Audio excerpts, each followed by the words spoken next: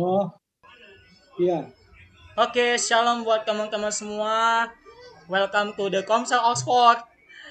Selamat datang Wih. buat teman-teman yang tergabung di live streaming ya guys. Matiin TV-nya. Supret. Welcome. Supret.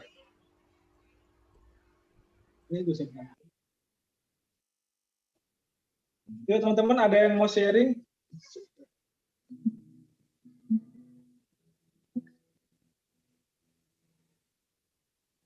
Ya, kita nyanyi aja ya.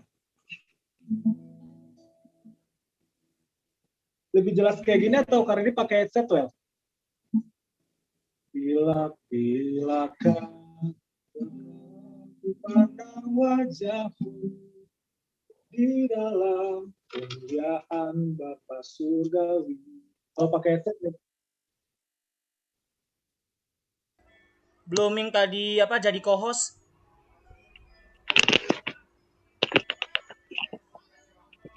Masih boleh minta tolong Noel atau siapa itu jadiin co-host biar share liriknya. Ya. Thank you.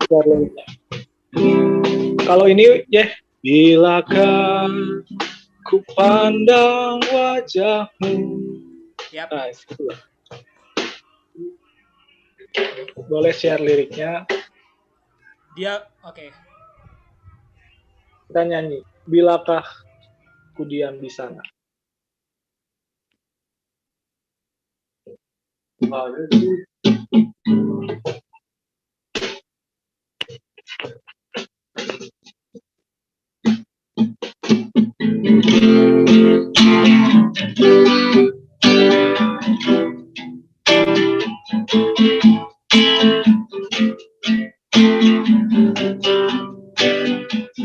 Nanti ya udah doa pembuka ya, Dek. Kita nyanyi sama-sama. Bilakah ku pandang wajahmu di dalam kemuliaan Bapa Surgawi. Rinduku hausku akan dirimu. Bilakah ku di sana selamanya. Bilakah ku usai pelayananku ketika di depan tata suci-Mu. Kau panggil namaku, nama yang baru. Bilakah ku di sana selamanya. Kau janjikan langit baru dan bumi yang baru, di mana tiada air mata, duka cita, aliran air kehidupan mengalir dari tatamu, keteduhan sempurna abadi. Bersama orang kudus-Mu, sujud menyembah selamanya. Rinduku harusku, bilakah ku diam di sana. Kita nyanyi dari awal teman-teman, dengan hati yang semakin sungguh-sungguh lagi. Rasakan setiap kalimatnya.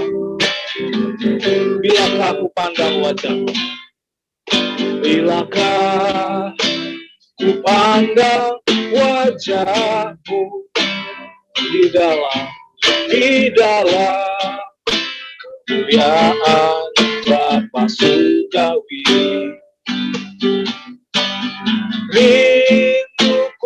hausku akan dirimu. Bilakah ku di sana selamanya? Bilakah usai pelayananku, ketika depan tata suci kau panggil namaku, nama yang baru. Bilakah ku di sana selamanya? Kau janjikan langit baru dan bumi yang baru, di mana tiada air mata, sukacita, aliran air kehidupan mengalir dari tatamu, keteduhan sempurna abadi. Bersama orang kudusmu, sujud menyembah selamanya. Rinduku, hausku, bilakah ku diam di sana. Biar teman-teman saja, kau janjikan langit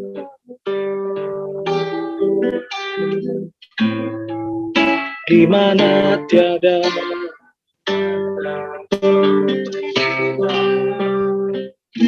aliran air.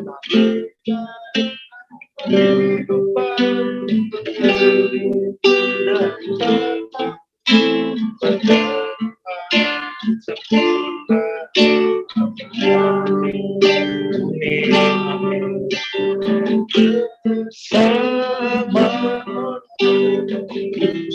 sujud menyembah selamanya.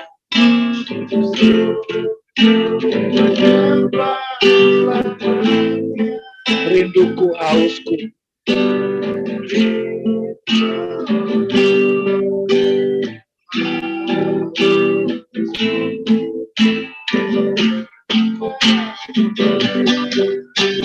bertanya sama-sama. Kau janjikan langit baru dan bumi yang baru, di mana tiada air mata, sukacita, aliran air kehidupan mengalir dari tatamu, keteduhan sempurna abadi. Bersama orang kudusku, sujud menyembah selamanya, sujud menyembah selamanya. Rinduku, hausku, bilakah ku diam di sana bersama orang kudusku, bersama orang kudusku,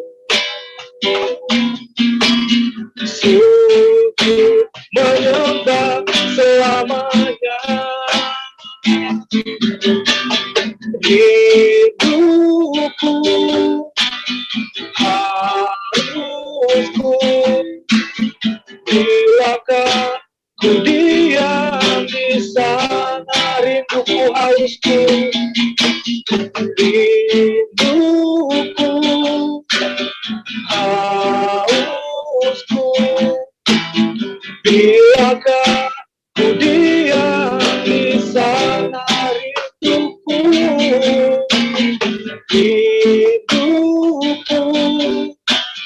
hausku, bila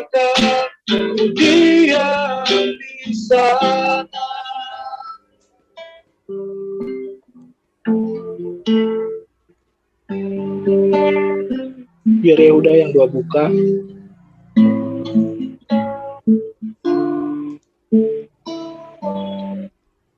Oke, teman-teman, sebelum kita memulai komsel kita, sama-sama kita berdoa yuk teman-teman. Selamat malam Allah Bapa, selamat malam Al-Hanat, selamat malam Allah Roh Kudus. Terima kasih Tuhan buat setiap kesempatan dan waktu yang telah Kau percayakan buat kami. Kami hidup sampai hari ini semua hanya karena anugerah dan kasih-Mu Tuhan. Ya Bapa, sebelum kami memulai komsel kami, ampuni kami Tuhan kalau kami ada salah Tuhan. Baik pikiran, perkataan, serta tindakan kami yang tidak menyenangkan hati-Mu. Ampuni kami ya Tuhan. Sucikan dan kuduskan kami oleh kuat kuasa darah-Mu Tuhan Yesus. Tuhan, kini kami sekarang akan memulai komsel kami. Kami mohon Tuhan, berkati dan urapi Kak Randy Tuhan yang akan membawakan firman-Mu. Pakai Tuhan anak-Mu ini untuk dapat menyampaikan kebenaran firman-Mu. Berkati kami semua Tuhan, sendengkanlah telinga kami, untuk kami dapat menangkap, mengerti akan kebenaran firman-Mu itu sendiri. Terima kasih Allah Bapa, terima kasih Tuhan Yesus, terima kasih Allah Roh Kudus. Kami undang Kau Allah Roh Kudus, bekerjalah sebebas-bebasnya, menguasai setiap pikiran dan hati kami, untuk kami dapat menangkap kebenaran firman-Mu itu Tuhan. Kini sekarang akan memulai komsel kami. Kami persembahkan setiap doa kami dan komsel ini ke dalam tangan pengasihan-Mu. Biar segala pujian, hormat, syukur kami kembalikan hanya bagi Engkau saja Tuhan. Terima kasih Tuhan, hanya di dalam nama Bapa, Anak dan Roh Kudus. Dalam nama Tuhan Yesus Kristus, kami telah berdoa dan mengucap syukur, dan kami siap memulai komsel pada malam hari ini. Haleluya. Yang siap memulai komsel kita sama-sama bilang, amin. Amin. Makasih.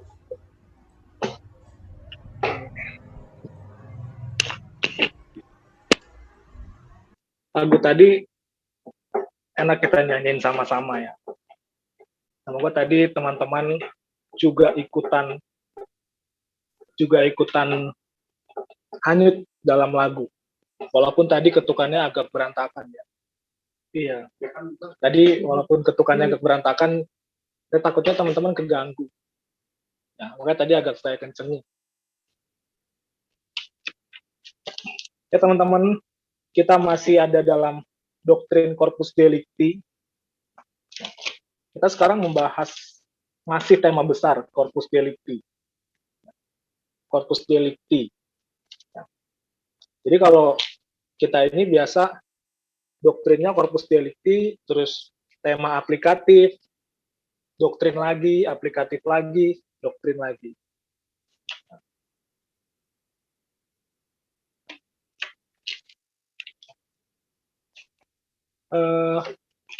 Kita review yang kemarin dulu deh.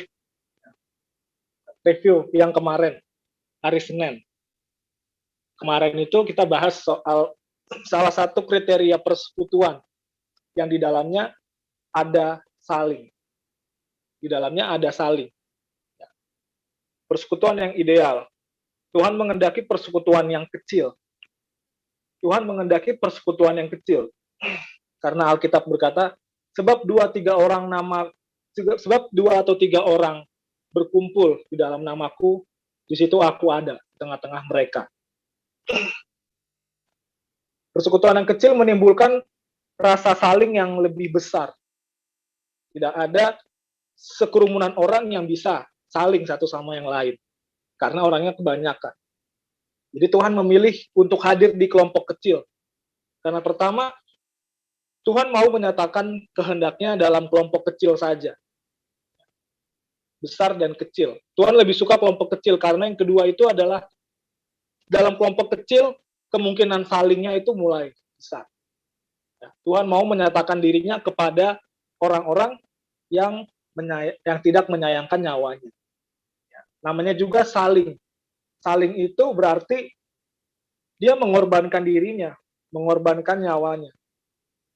Maka dari itu persekutuan yang Tuhan kehendaki itu persekutuan yang kecil. Patokannya Tuhan Yesus 12. Lebih gimana, Kak? Bisa juga sih, cuman takutnya salingnya lebih kurang. Gitu. Tuhan Yesus 12. Ya. Jadi mau 2 orang kayak 3 orang, ya Tuhan menghendaki. Asalkan itu ada salingnya. Begitu jadinya. Terus kita lihat di luar sana kayak geng-gengan yang sering kita lihat bareng itu kan kelompok kecil. Ya, misal 3 orang, 4 orang kita lihat bareng-bareng. Belum tentu mereka saling percaya satu dengan yang lain. Belum tentu persekutuan itu yang Tuhan kehendaki. Kita lihat di luar sana. Nah, jadi persekutuan yang Tuhan kehendaki salah satunya itu yang keempat, persekutuan yang memiliki belas kasih. Nah, itu yang Tuhan kehendaki. Di mana adanya saling dalam kelompok kecil itu, yang di dalamnya ada rasa belas kasih satu sama lain. Itulah yang Tuhan kehendaki. Jadi Tuhan mau hadir di kelompok itu. Hendaknya kita seperti itu ya. Hendaknya kita menjadi salah satu kriteria kelompok yang Tuhan mau. Yang dimana Tuhan mau hadir di situ, di kita. Saya pengen banget malah membuat sebuah persekutuan yang akan dilirik Tuhan. Dari atas ke sana, Tuhan melihat persekutuan kita. Wah, persekutuan kita nih. Nah, itu saya mau. Makanya itu saya terbeban untuk memperlengkapi teman-teman supaya kasihnya semakin luas. Jadi bisa saling menerima. Kalau tadi kemarin kita bahas belas kasih, berarti itu sikap yang menghapus kesalahan orang lain. Tidak mengungkit kesalahan temannya. Lalu individunya diterima untuk diubah. Ada tujuannya jadi kita diterima. Gitu. Misalkan Raf ada tujuannya abang terima supaya Raf berubah. Gitu. Banyak kesalahan nih. Saya terima sebagai pemimpin Komsel Oxford. Raf banyak salah, tapi bukan sekedar terima. Ini contoh ya. Kita pakai misalkan Raffles. Jadi penerimaan yang sekarang ini tujuannya supaya Raf berubah. Contohnya gitu. Begitu juga dengan teman-teman yang lain. Kita saling menerima, tujuannya supaya kita membuka ruangan buat diri kita sendiri untuk memperbaiki diri. Ya, kita menciptakan wadah di mana orang lain bisa berubah lewat penerimaan kita juga. Nah, itu persekutuan yang Tuhan kehendaki.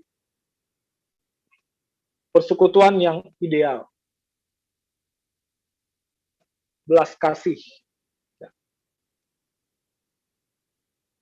Jadi kalau ada teman-teman melakukan kesalahan antar sesama kita, kalau bisa sesegera mungkin maafin, ya, ampunin. Karena kita patokan sama diri kita. Ya. Kemarin kita data, apa sih yang menyebabkan seseorang susah mengampuni? Banyak tuh kemarin. Nah, ternyata yang paling utama, kenapa orang nggak bisa mengampuni? Karena dia belum bisa merasakan pengampunan dari Tuhan. Dia merasa sih tahu Tuhan mengampuni dia, tapi nggak dia hidupi. Ya. Pengampunan yang dari Tuhan itu tidak dihidupi setiap hari. Harusnya kita mengampuni orang lain memiliki seperti kasihnya Tuhan yang selalu mengampuni kita. Jadi kita bisa memandang kesalahan orang lain itu biasa aja, cuman segitu doang yang dia perbuat kok, nggak seburuk apa yang gue lakukan ke Tuhan. Gak seburuk itu kok. Jadi biasa aja, ayo kita sama-sama lagi. Aku mau menciptakan ruang lagi buat kamu, berubah. Makanya itu kita diwajibkan mengampuni sesama kita. Karena dosa yang dilakukan teman-teman kita belum seberapa. Sama yang dosa yang kita perbuat ke Tuhan. Itu jadi dasar. Mengampuni dengan segera, tapi beda dengan kepercayaan. Begitu kita ampuni, mengampuni harus segera. Tapi kita tidak boleh segera mempercayakan orang itu. Kalau pakai contoh Raffles lagi nggak apa-apa ya. Ini cuma di samping soalnya. Masa kepala Bisa sih di zoom, tapi Raff yang kelihatan. Dan pas juga. Misalnya nih Raff buat salah nih, abang udah nerima. Tapi belum tentu abang langsung percaya sama Raff. Belum tentu. Jadi kepercayaan itu harus dilihat hasilnya.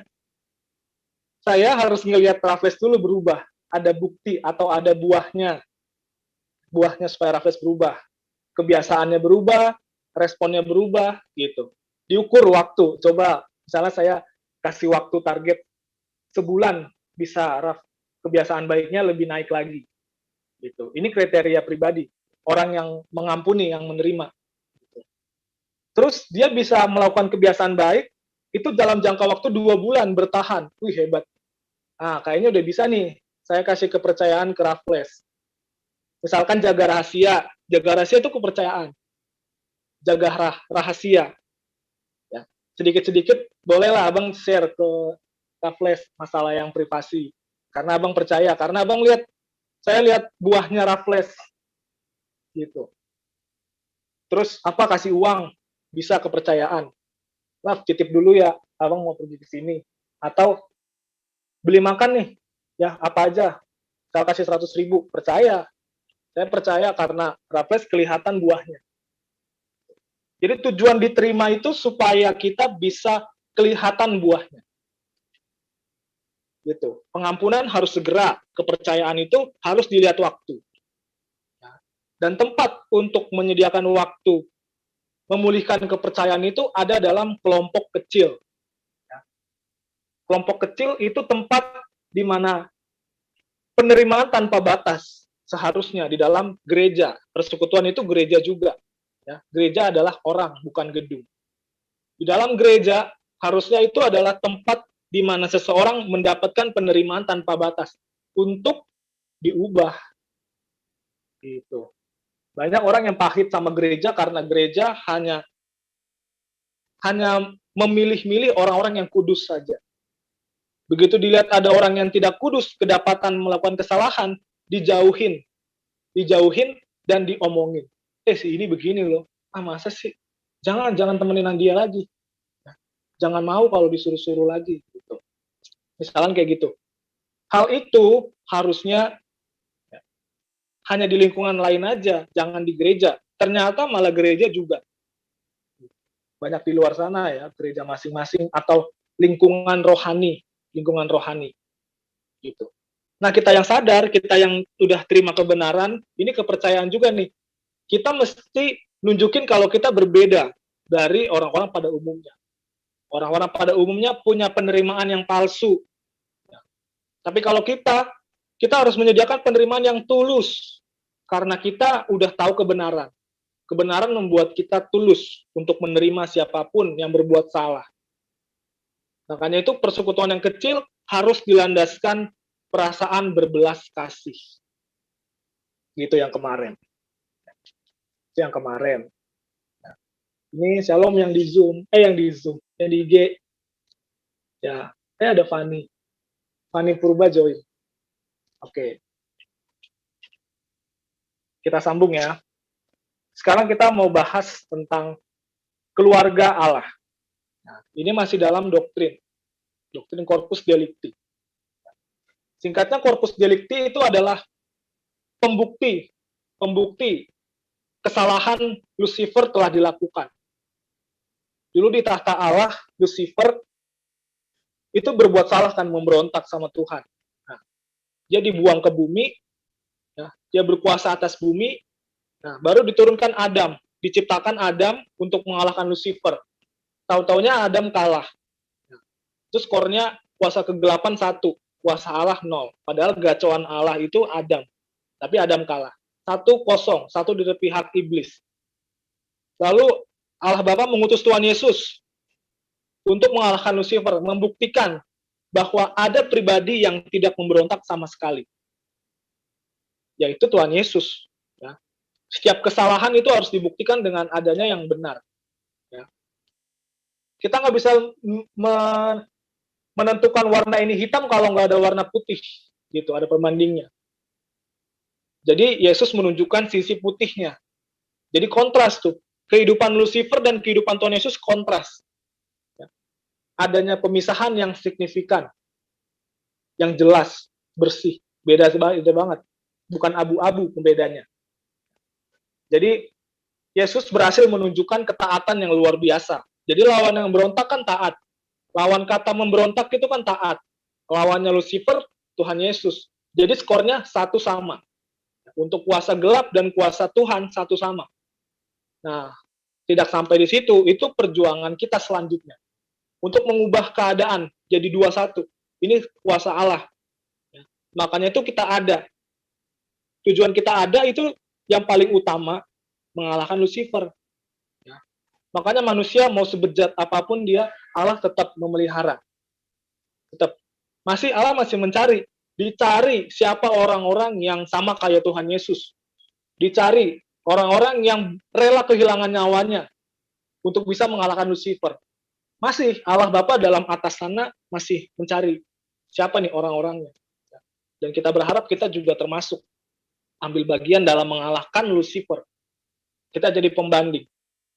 Lucifer memberontak, kita jangan memberontak, kita harus taat sama kayak Tuhan Yesus supaya skornya 2-1. Skornya 2-1.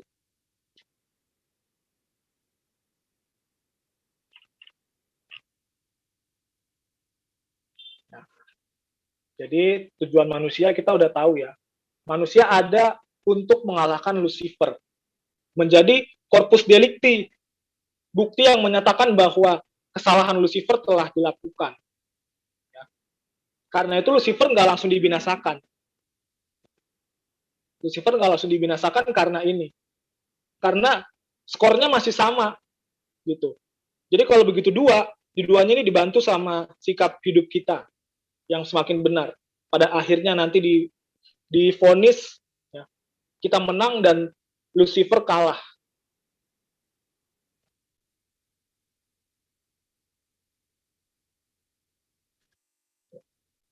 Itu manusia.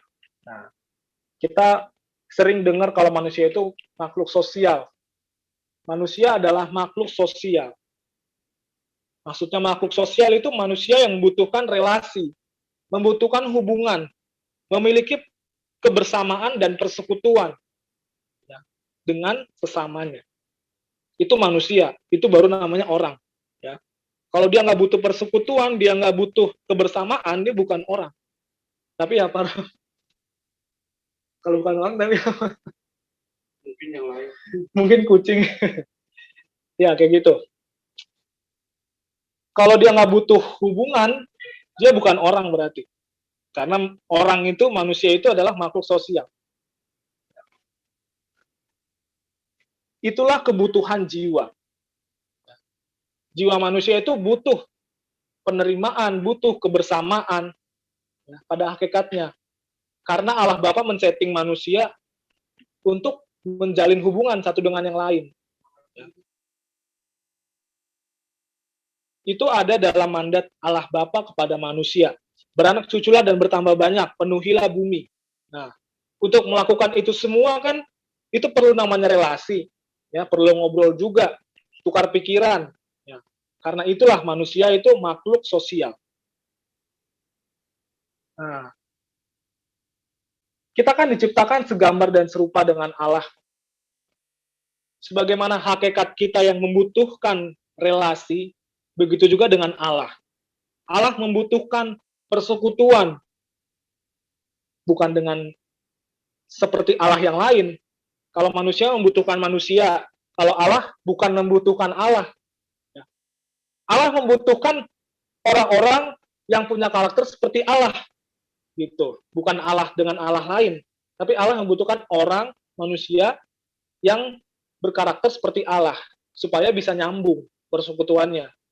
Allah Bapa kesuciannya di sini, manusia butuh mengupgrade dirinya supaya bisa naik. Nah, terjadilah hubungan yang harmonis. Ya. Jadi kita membutuhkan persekutuan, Allah juga membutuhkan persekutuan. Allah mau bersekutu dengan anaknya. Ya. Kita ini anak-anak Allah. Kalau di pembahasan Corpus Delicti sebelumnya, kita belajar anak-anak Allah itu, yang pertama ada Lucifer.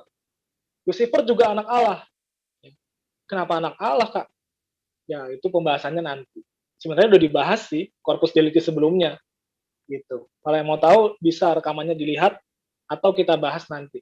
Diulang lagi, dengan penambahan-penambahan lagi. Yang kedua itu anak Allah itu malaikat. Yang ketiga, itu adalah Tuhan Yesus. Balik ya urutannya, harusnya Tuhan Yesus yang pertama. Tuhan Yesus, Lucifer, malaikat, dan manusia. Nah, itulah anak-anak Allah. Singkatnya, kenapa? Karena mereka ini memiliki roh dari Allah. Gitu. Semua yang berasal dari roh Allah adalah anak Allah. Karena Allah adalah Bapa segala roh. Itu landasan ayatnya. Di Ibrani 12 ayat 9. Nah, inilah persekutuan yang luar biasa membahagiakan. Jika Allah mau membangun hubungan dengan manusia yang sekarakter dengan Allah, itu sungguh luar biasa. Oh, Yahud mau buka ayatnya ya. Yang ayat Bapa segala roh, itu lebih taat kepada Bapa segala roh. Bukankah kita harus lebih taat kepada Bapa segala roh supaya kita beroleh hidup? Jadi Allah itu Bapa segala roh. Itu salah satu ayat. Oke, thank you ya. Persekutuan yang ideal gitu. Jadi persekutuan yang ideal itu harus di dalamnya ada Allah di situ. Ya, karena Allah itu yang penyebab utama dari segalanya. Pusat dari segala keindahan, pusat dari segala keharmonisan, dari segala cinta, itu Allah. Karena Allah adalah kasih. Jadi Allah adalah pusat semuanya. Jadi persekutuan seenggak enak apapun, orang-orangnya, karakternya, bukan karakter, kepribadiannya beda-beda, ya. Tapi kalau karakternya sama seperti Allah, dan Allah hadir di situ, itu sungguh persekutuan yang keren. Saya ini bahagia kalau bahas persekutuan yang ideal. Persekutuan yang di dalamnya ada Allah, walaupun kepribadiannya beda-beda. Tapi karakternya sama seperti Allah, dan di dalamnya ada Allah. Kan Allah pusat segala apapun, termasuk kasih. Jadi persekutuan ini berisi kasih. Itu luar biasa indah. Serius. Jadi penyebab utama diciptakan Lucifer, manusia, ya, kembali kepada hakikat yang dari Allah. Tadi, sebagaimana kita membutuhkan persekutuan, Allah juga membutuhkan persekutuan. Makanya Allah Bapa menciptakan Lucifer, ya, menciptakan manusia, tapi tidak menciptakan Tuhan Yesus. Tidak menciptakan Tuhan Yesus. Karena Yesus ada sejak zaman purbakala. Dia juga termasuk awal dan akhir. Tidak ada awal, tidak ada akhir. Dia ada sejak zaman dulu sebelum dunia dijadikan. Ya. Jadi kenapa Allah Bapa menciptakan manusia, terus menciptakan Lucifer? Kalau Lucifer baru tuh makhluk ciptaan. Tapi tidak dengan Tuhan Yesus. Tidak dengan Tuhan Yesus. Allah menciptakan itu supaya Allah Bapa mau membangun hubungan gitu. Di ketinggian sana mengharapkan kesucian makhluk-makhluk ini supaya bisa nyambung ngobrol. Ya. Di sini Allah Bapa menunggu dengan Tuhan Yesus, Allah Anak. Jadi dua pribadi ini menunggu. Ya. Supaya manusia, harusnya Lucifer ya, bisa satu supaya bisa nyambung hubungannya. Itu persekutuan yang indah. Nah, alasan lain Lucifer dan manusia ada 3 alasan lain. Yang pertama, kenapa Lucifer dan manusia ada? Allah pasti menciptakan segala yang ada di bumi ini dengan tujuan yang besar dan cerdas. Ada tujuan yang besar. Karena itu kita anak-anak Allah masih ada. Kita anak-anak Allah masih ada. Dan yang kedua, segala yang diciptakan Allah pasti berasal dari hakikat Allah. Kita bisa melihatkan keindahan keindahan pemandangan di luar sana, bagaimana sistem tata surya, jagat raya, bintang-bintang, itu sungguh indah kalau kita lihat. Dan itu merupakan pancaran dari keindahan Allah. Kita diciptakan sempurna, ya. Fisik kita sempurna, punya dua mata, punya satu mulut, punya dua telinga. Kenapa kita nggak dua mulut? Kenapa kita nggak satu mata? Itu ada fungsinya dan itu sungguh-sungguh sempurna. Ya, fisiknya loh, masih fisik nih. Kita punya dua tangan, kenapa tangannya nggak banyak? Mungkin kalau banyak itu bisa mengganggu sekali, dua aja cukup. Kenapa punya dua kaki? Kalau ada jokes gini ya, kenapa kita punya dua telinga tapi punya satu mulut? Supaya kita nggak banyak ngomong, lebih banyak dengar dibanding banyak ngomong. Itu jokes gitu. Oh ya juga ya, bener ya. Kalau kita mulutnya dua, telinganya satu, wah berisik sekali jagat raya. Dunia berisik gitu. Jadi manusia itu diciptakan dengan keadaan yang sempurna, fisiknya.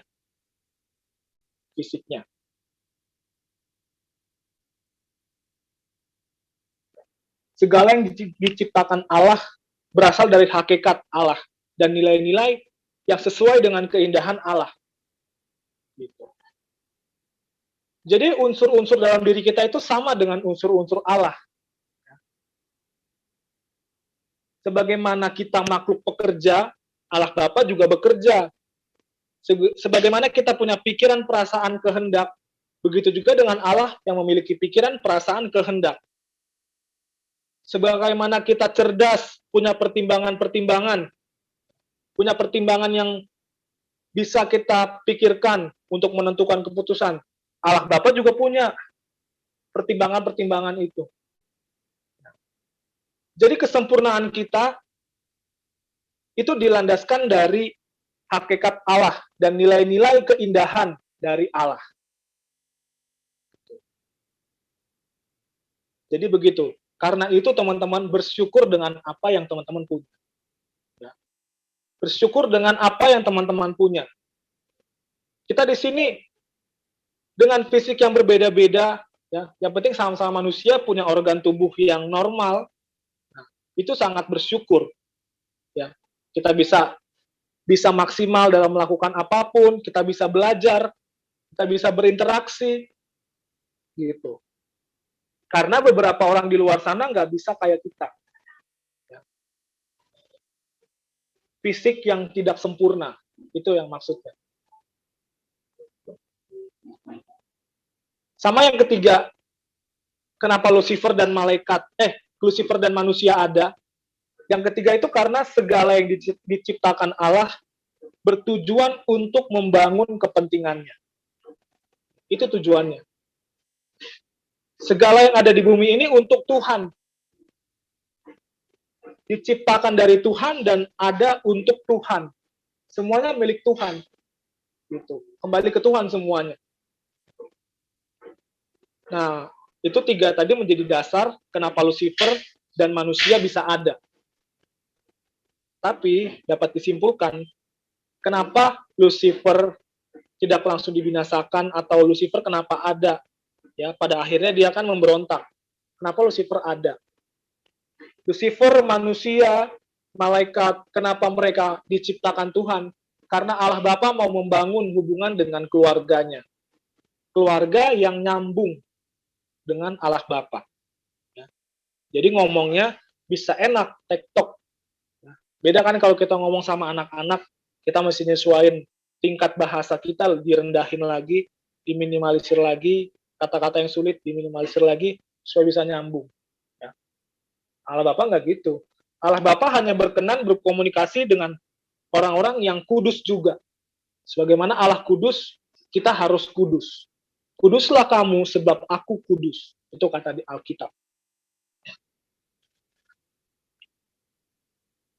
Jadi itu, Allah berkehendak, berkeinginan untuk membangun sebuah keluarga. Keluarga Allah harus memiliki kerelaan, menjadi objek untuk dikasihi, dan subjek yang mengasihi Allah. Untuk bisa bersekutu, bisa menyembah Tuhan, bisa memperhatikan dan diperhatikan. Di sini ada tadi dibilang, kenapa harus menjadi objek? Kenapa harus menjadi objek untuk dikasihi? Jadi tadi diulang ya, keluarga Allah harus memiliki kerelaan untuk menjadi objek dan subjek untuk saling mengasihi. Kenapa harus jadi subjek? Kenapa harus jadi objek maksudnya? Kan katanya kan hubungan itu seperti pernikahan ya, saling memberi. Memberi kebahagiaan, itu yang kemarin. Tapi kalau di sini dibilang keluarga Allah harusnya keluarga yang memiliki kerelaan menjadi objek. Kita bisa dikasihi Tuhan dengan lebih kalau kita bisa mengasihi Tuhan. Itu sebabnya kerelaan untuk mau dikasihi Tuhan. Logika aja kalau hidup kita nggak benar, Tuhan nggak bakal bisa mengasihi kita. Maksudnya nggak bakalan memprioritasin kita lagi, memberkati kita lebih lagi. Kalau kita nggak bisa menjaga diri kita sendiri. Kalau kita nggak bisa menjaga diri kita sendiri, Allah nggak bakalan kasih berkat ke kita. Nah, persekutuan itu, persekutuan antara Allah dengan manusia, persekutuan antara Allah dengan manusia, itu harus terjadi secara natural, teman-teman. Dan tidak dipaksa. Tidak dipaksa. Allah Bapa soalnya bukan menciptakan robot. Kalau robot bisa disetting, ya, bisa diprogram. Nanti habis kayak gini harus begini. Itu bisa diprogram kalau robot. Ya. Tapi kalau makhluk yang di dalamnya ada roh, termuat kehendak bebas. Karena itu kita nggak heran Lucifer yang dengan keadaan sempurna bisa memberontak. Padahal dia punya pikiran perasaan yang selaras sama Allah Bapa. Tapi tetap aja dia bisa memberontak karena dia punya kehendak bebas. Gitu. Kita bersyukur kita bisa diberikan kehendak bebas. Karena kehendak bebas itu adalah anugerah yang tak ternilai. Kemarin juga udah bahas kehendak bebas, tema-tema sebelumnya. Kehendak bebas membuat manusia bisa menentukan keputusan. Tidak didasari dari faktor-faktor luar, tapi dari faktor dalam. Keberadaan kita di sini, di Komsel ini, itu karena kehendak bebas kita, bukan karena campur tangan Tuhan. Karena dulu kita sering berdoa kepada Tuhan, Tuhan kendalikanlah aku, Tuhan ambillah alih kehidupanku. Ya. Gak akan bisa. Ya. Kita nggak bisa dikendalikan Tuhan kalau kita tidak bisa mengendalikan diri kita sendiri. Kita bisa mengendalikan diri kita untuk dikendalikan Tuhan. Jadi awalnya kita dulu yang mengendalikan diri kita, disiplin maksudnya, disiplin, kita disiplin dulu untuk jadi murid Tuhan, baru deh Tuhan bisa mengambil alih kita. Perjuangan di situ transisinya. Di situ perjuangannya, transisi. Jadi nggak dipaksa ya teman-teman. Gitu. Tuhan menghendaki kerelaan kita kok. Tuhan menghendaki kita yang jalan sendiri ke Tuhan. Kita yang jalan sendiri. Dengan kesadaran kita tahu mana yang baik dan yang enggak. Dan Tuhan mengharapkan itu. Bayangin ada anak kecil, di situ ada dua pilihan di kiri kanannya. Ada pilihan orang tuanya, sama pilihan, apa kita bilang ya, sesuatu yang enak bagi dia. Atau keluarga, orang tua angkat. Ya, di situ dia punya orang tua angkat yang kaya. Ya, orang tua yang kaya. Dan orang tua yang asli, orang tua kandungnya ini, dia nggak punya apa-apa. Maksudnya itu masyarakat yang sederhana gitu, orangnya sederhana. Jadi anak ini disuruh kasih pilihan. Kamu mau ikut mama atau ikut dia gitu, ikut dia. Nah, ternyata dia bingung kan, mama, mencari mamanya. Dia lebih nyaman di mana? Tapi mamanya ini nggak maksa, masing-masing ini nggak maksa. Anak ini mau milih. Anak ini pasti berpikir, mana yang membuat dirinya nyaman? Apakah sama anak ibu angkatnya nanti, suatu saat nanti, ya, atau sama ibu kandungnya. Dia pilih, pilih, pilih. Nah, ternyata dia jalan ke kanan di tempat ibu yang asli, ya, ibu yang berkekurangan harta ini, yang nggak ada harta melimpah. Anak itu jalan sendiri dan ibunya, pandangan ibunya, kalau pas lihat anaknya itu datang ke dirinya sendiri kan, datang, itu bakalan seneng banget. Padahal nggak dipaksa loh. Padahal nggak dipaksa. Kalian coba bayangin, nih, teman-teman bisa bayangin reaksi dari ibu itu saat anak ini dengan kehendak bebasnya datengin ibunya itu. Ya, kita bayangin perasaan ibu itu gimana? Pasti sungguh-sungguh seneng banget. Ya. Karena anak ini yang jalan sendiri, nggak dipaksa, nggak disuruh-suruh, tapi dia yang niat untuk datang. Ternyata anaknya ini nyaman sama ibu kandungnya. Oh, kita merasa senang. Ya. Kita nggak maksa anak itu. Nah, kita tarik hubungan ini dengan Tuhan. Jadi, harusnya sikap kita yang datang ke Tuhan itu berasal dari kehendak bebas kita. Kita mengarahkan kehendak kita untuk datang sendiri ke Tuhan. Dan kita akan bayangkan respon Tuhan. Kita bayangin respon Tuhan saat ngelihat kita. Raffles lagi nih berarti. Raffles datang ke aku. Ibaratnya ya, Tuhan ngelihat dari jauh, Raffles berdoa, ya Bapak, gitu. Pada saat mungkin harusnya jam-jam segitu dia main game. Atau ngapa-ngapain. Tapi dia milih berdoa. Bapa dalam kerajaan surga. Allah Bapa di luar sana langsung melihat. Wih, gile. Padahal ini manusia loh, bukan robot. Dia datang sendiri ke aku. Seneng gitu. Ya. Hendaknya kita membuat Tuhan tersenyum. Ya. Kita harus berusaha memikat hati Tuhan. Supaya Tuhan bisa menyatakan kehendaknya. Landasan relasi harmonis antara hubungan kita dan Tuhan itu harus menggunakan kasih yang dari Tuhan. Itu harus menggunakan kasih yang dari Tuhan. Yang berasal dari inti dari Allah sendiri. Jadi beda mengasihi Tuhan dengan kasihnya kita dan mengasihi Tuhan dengan kasihnya Tuhan itu beda. Hendaknya kita mengasihi Tuhan dengan kasihnya Tuhan. Kasih Tuhan kita dapat dulu, kita merasakan kasih Tuhan, kita tahu pikiran perasaan Tuhan, baru kita persembahkan lagi, balik. Kita mendapat kasih Tuhan, gimana caranya?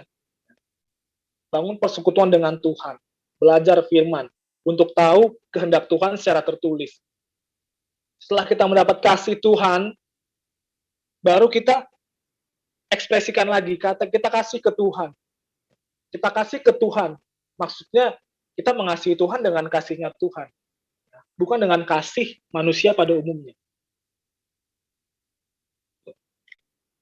Jadi keren ya kehendak bebas ini. Kehendak bebas ini sungguh karunia yang luar biasa. Mengasihi Allah harus menggunakan kasihnya Allah. Jadi kita memakai kehendak bebas kita untuk mendapatkan kasih Allah. Baru kita bisa datang sendiri ke Tuhan. Seperti perumpamaan anak tadi yang memilih mamanya. Karena ada hubungan batin.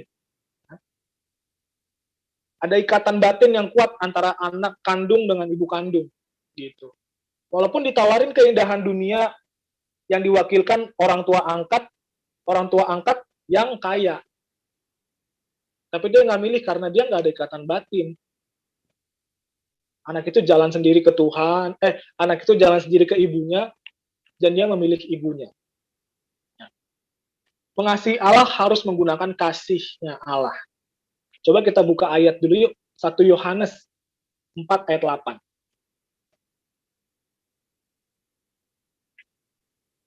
1 Yohanes 4 ayat 8.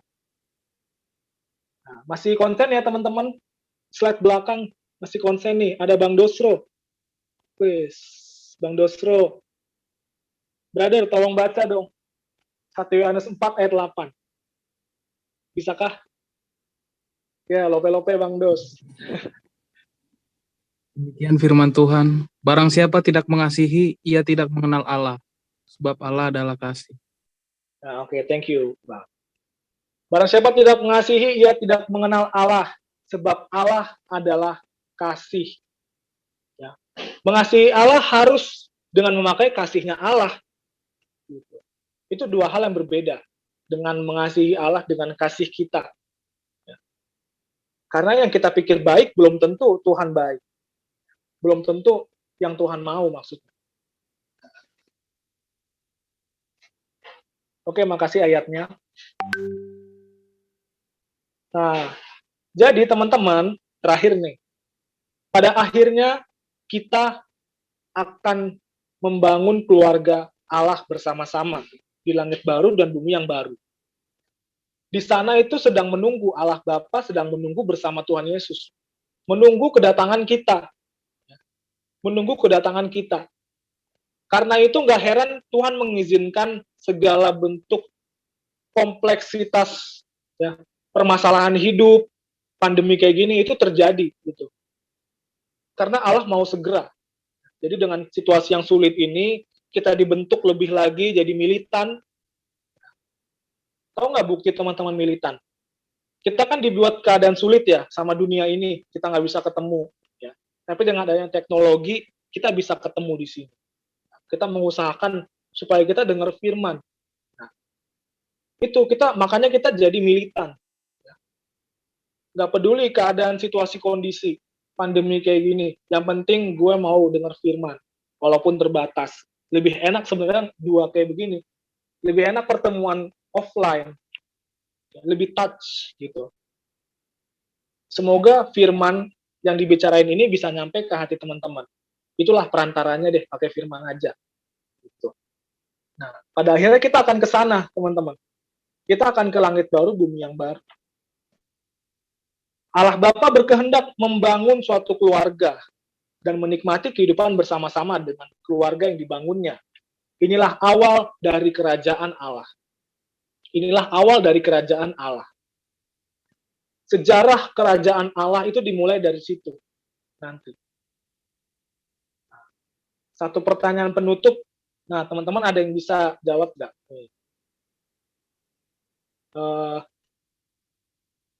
Kan sejarah kerajaan Allah, tadi barusan dibilang, itu ada pada saat Allah Bapa berhasil membangun keluarga.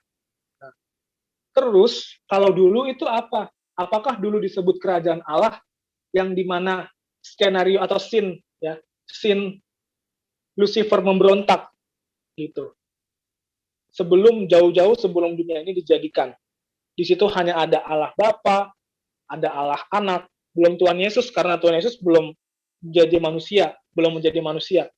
Ada Allah Bapa, ada Allah Anak, ada malaikat-malaikat, dan ada Lucifer sebelum memberontak. Nah, di situ maksudnya. Nah, apakah itu disebut kerajaan Allah? Jadi sebenarnya kerajaan Allah itu udah ada atau enggak? Gitu. Monggo dijawab. Ada yang bisa enggak? Ayo, siapa? Ayo. Udah bang. Siapa nih? On cam dong. Itu Jo. Oh, itu Jo. On cam dong. Oh ya, oke. Fani Purba, ini yang di Instagram. Ya, izin keluar, nggak apa-apa. Ya. Ntar nonton rekamannya nggak apa-apa ya. Tadi kerajaan Allah kan bang? Iya, apakah scene yang Allah Bapa, Allah Anak, dan Lucifer dulu waktu belum jadi jahat, itu disebut kerajaan Allah nggak? Suasana di situ. Yuk. Skuy. Sebelum jatuh Lucifer bang. Iya, pas skenario di sana, bukan skenario sih, scene. Ya, kejadian di sana. Jadi katanya tadi kan awal kerajaan Allah itu di mana Allah Bapa membangun keluarga, ya, di mana anak-anaknya ngumpul nanti. Terus di sana bukan kerajaan Allah dong, pas di sana nanti. Di sana sebelumnya, sebelum dunia dijadikan, gitu. Skuy. Iya karena apa? Enggak karena apa? Pakai karena alasannya. Apakah di sana itu kerajaan Allah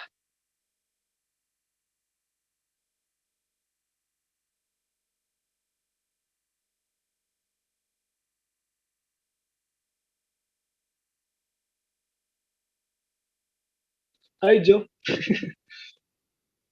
tungguin Jo sama yang lain. Iya, kerajaan Allah bang. Jadi kalau si Lucifer yang sebelum jatuh ya, ya itu kerajaan Allah. Jadi karena pemerintahan Allah kan, maksudnya pemerintahan Allah masih hadir di situ gitu. Ibarat kata malaikat-malaikat di surga juga masih hidup dalam pemerintahan Allah sepenuhnya gitu. Jadi Oh, itu ya, udah. iya. Ini yang berarti sebelum bumi diciptakan gitu ya bang? Iya, betul. Iya. Ya tapi kalau setelah Lucifer memberontak ya tetap aja sih bang. Apa maksudnya tetap kerajaan Allah juga sih bang. Tetap kerajaan Allah udah tetap ada gitu.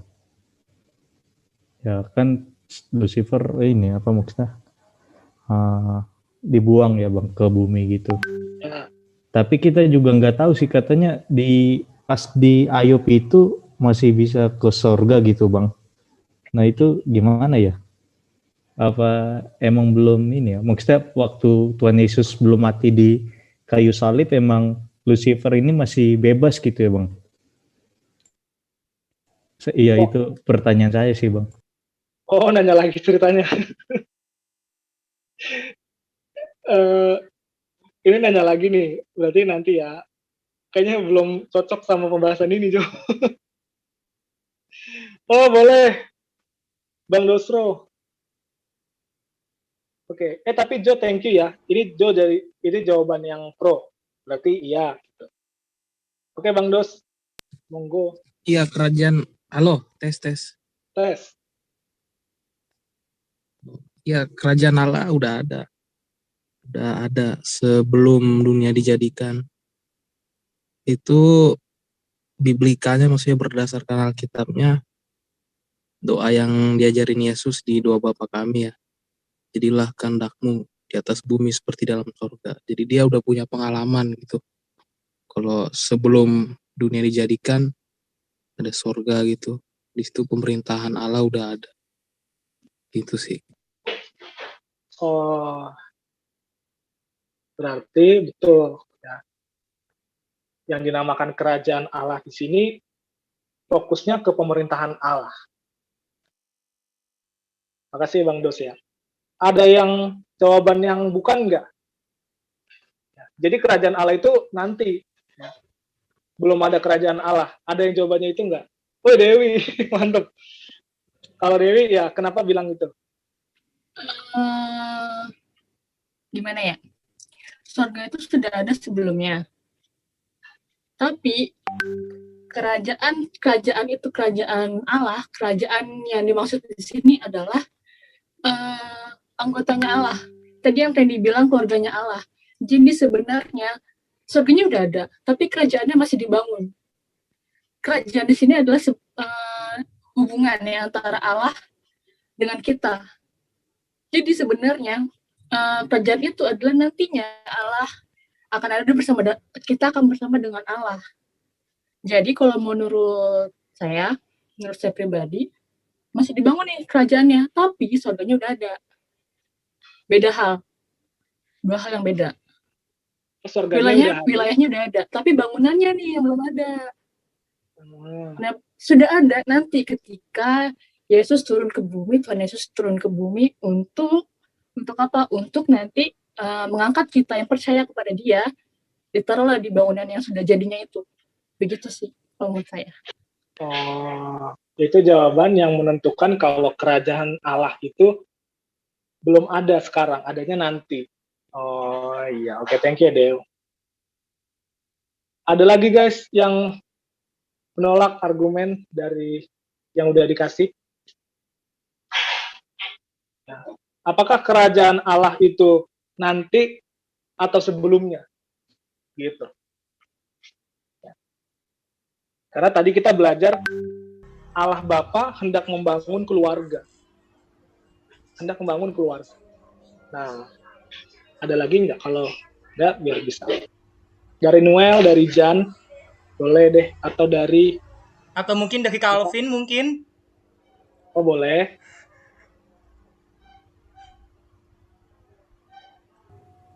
Halo, shalom Kak. Halo, Oke, Shalom. Yuk. aku di apa ini apa sorry Kak tadi bisa Apa? bisa diulang statementnya gitu. Oh, iya.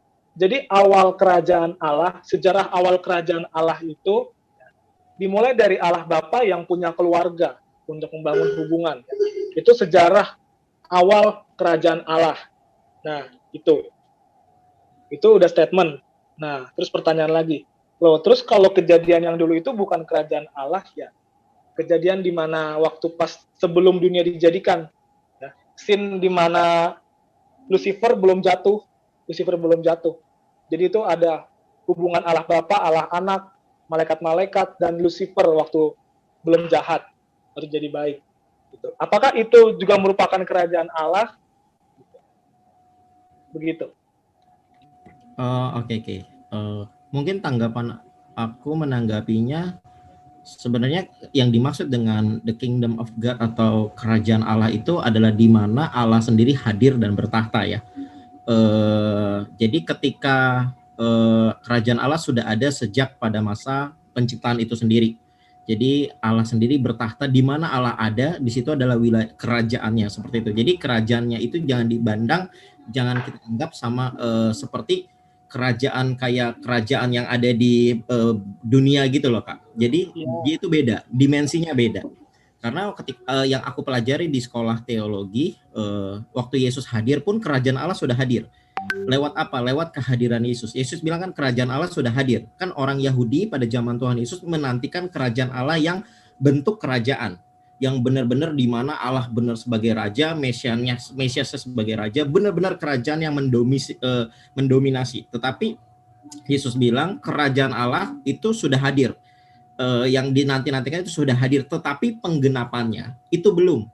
Nah, nanti setelah wahyu baru kan, di mana kita ada di dalam persekutuan, ada di dalam yang tadi dibilang persekutuan, kan relasi. Kerajaan Allah itu sebenarnya kan bentuknya relasi, hubungan. Di dalamnya itu cuma bicara soal hubungan seperti itu. Yang tadi sempat disinggung yang sebelumnya gitu ya. Jadi penggenapan dari kerajaan Allah yang sudah ada itu, saya setuju sih ketika dibilang dulu kerajaan Allah itu sudah ada. Jadi Allah itu sudah membangun relasi, ya kita percaya Tritunggal. Jadi Allah Bapa, Anak, dan Roh Kudus itu ada satu relasi dari kekekalan, bahkan sebelum semuanya diciptakan. Sebelum malaikat-malaikat ada, relasi itu sudah ada. Tetapi perwujudan dari kerajaan itu sendiri dimunculkan ketika mulai ada penciptaan. Kenapa? Karena dia sendiri bertahta. Nah, karena ketika dia di dalamnya itu ya ada malaikat dan sebagainya, ada manusia dan sebagainya, ada bangsa Israel sebagainya, dan ketika Yesus hadir di situ dinyatakan bahwa kerajaan Allah disertai dengan tanda-tanda dan kuasa. Yang aku pikirkan, yang aku tangkap, yang aku terima adalah pandanganku adalah dulu kerajaan Allah sudah ada. Jadi Allah itu sudah bertahta di dalam kekekalan. Hari ini pun Allah masih bertahta dan kedepannya Allah tetap akan bertahta sampai selama-lamanya. Tetapi bagi kita kerajaan Allah itu belum sempurna digenapi. Kenapa? Karena Yesus akan datang kedua kali, barulah kita akan menikmati komuni itu, persekutuan itu dengan Allah. Nah, ketika kita benar-benar ada di dalam kekekalan, ada di dalam persekutuan dengan Allah yang sempurna, yang Paulus bilang, sekarang itu kita seperti memandang cermin yang samar-samar. Nanti kita akan melihat muka dengan muka. Nah, itu baru kita menikmati satu relasi yang benar-benar sempurna, yang benar-benar tidak terbayangkan, benar-benar di langit baru dan bumi yang baru itu sesuatu yang tidak bisa kita bayangkan ya. Itu bakal benar-benar keren karena di mana kita hadir bersama-sama dengan Allah di dalam kekekalan, dan itu adalah kerajaan Allah yang sempurna yang kita nantikan hari ini. Saat ini di dalam pengharapan yang mulia itu. Kalau itu yang aku pandang seperti itu sih Kak, pandangan aku ya. Pandangan aku kayak gitu ya. Itu keren banget. Bagaimana? Bagi saya ya, persekutuan dengan Tuhan itu udah bagian di dalam the kingdom of God tadi. Kerajaan itu di mana kita bersekutu dengan Tuhan, berelasi dengan Tuhan. Di mana Tuhan ada itu hal yang paling menyenangkan sih menurutku. Menurut aku ya, kehadiran Allah seperti itu. Karena di neraka aku diingatkan dengan hal yang paling menakutkan di neraka itu bukan karena panasnya api, tetapi karena Allah tidak ada di sana. Itu salah satu teolog pernah bilang seperti itu waktu di kampus kami dikasih tahu ada seorang teolog mengatakan yang mengerikan dari sebuah neraka, dari tempat di neraka itu bukan karena panasnya api, tetapi karena Allah tidak hadir di sana. Itulah sebabnya waktu kita ada di dalam kerajaannya di surga, everywhere, dimanapun, hari ini kita bisa menikmati hadirat Tuhan yang penyembahan ini naikkan, kita bisa menikmati hadirat Tuhan. Itu adalah bagian dari kerajaan Allah. Dan puncaknya waktu kita ada bersama dia dengan dia di kekekalan dalam relasi, hubungan, persekutuan yang abadi. Gitu sih Kak dari aku ya. Thank you Kak. Thank you Alvin. Ada jawaban lain yang belum? Yehud bagaimana? Atau yang lain? Oke, kalau dari aku sih Kak, barusan aku setuju dengan Calvin karena gini, memang sih kerajaan Allah itu sudah ada sejak zaman purbakala. Tapi yang aku tangkap di sini dari Calvin barusan tuh, aku setuju juga kalau belum digenapin itu. Nah, soalnya itu nanti digenapin pada saat Tuhan Yesus datang ke kali kedua, di mana waktu itu ke-24 tua-tua di kitab Wahyu itu mewakili 12 perjanjian lama dan 12 perjanjian baru. 12 perjanjian baru itu melambangkan murid-murid Tuhan Yesus. Kalau yang perjanjian lama itu melambangkan kayak tokoh-tokoh Alkitab dalam perjanjian lama, intinya gitu. Bukankah begitu Calvin? Sudah dengar ya? Tadi. Calvin masih stay kah? Oke, masih cuma aku terima telepon sebentar. Oke, siap. Jadi itu di mana pada saat nanti ya Tuhan datang ke kali kedua, nah baru tuh sorga baru digenapin gitu. Di mana ke-24 tua-tua tuh sujud menyembah sang raja di atas segala raja, Tuhan di atas segala Tuhan. Makanya ada lagu yang benar-benar sesuai Alkitab banget, kayak begini Kak Randy dan teman-teman. Yesus Tuhan dan Allah kami, Engkau layak menerima pujian, hormat dan kuasa, sebab Kau telah ciptakan segalanya. Oleh karena kehendak-Mu, semuanya itu telah ada dan diciptakan untuk kemuliaan-Mu. Terpujilah Tuhan. Itu diambil dari kitab Wahyu Kak. Jadi itu mewakili itu Kak yang 24 tua-tua yang aku sudah sebutkan. Nanti di sana di surga nanti itu benar-benar menyembah Tuhan itu selama-lamanya Kak. Nah, ini baru digenapin. Jawaban Yehud, kesimpulannya apakah dulu itu kerajaan Allah? Apakah kerajaan Allah itu nanti? Lebih tepatnya sih penggenapannya Kak, sama kayak Calvin bilang barusan. Penggenapannya itu pada saat Tuhan Yesus datang kedua kali nanti. Tapi untuk kerajaan Allah itu sudah ada sebelum sebelum zaman purbakala. Oke, thank you ya. Itu sama-sama Kak. Salam integritas. Tuh, ada jawaban lain?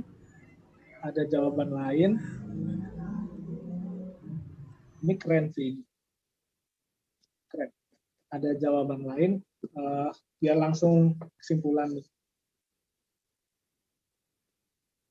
Jadi teman-teman, semua jawaban teman-teman itu dukung. Saya pasang headset ya. Sebenarnya tadi minta maaf, Rafes dari tadi nggak dengar. Soalnya tadi saya pakai headset. Ini sekarang udah dicabut, baru ngeh pas tadi Yehud ngomong, oh iya Rafes nggak dengar ya. Jangan jadi teman-teman caranya. Sorry ya, ntar daftar rekamannya aja. Beneran loh. Iya, cuman nggak bisa denger tadi teman-teman ngomong aja. Gitu. Ya.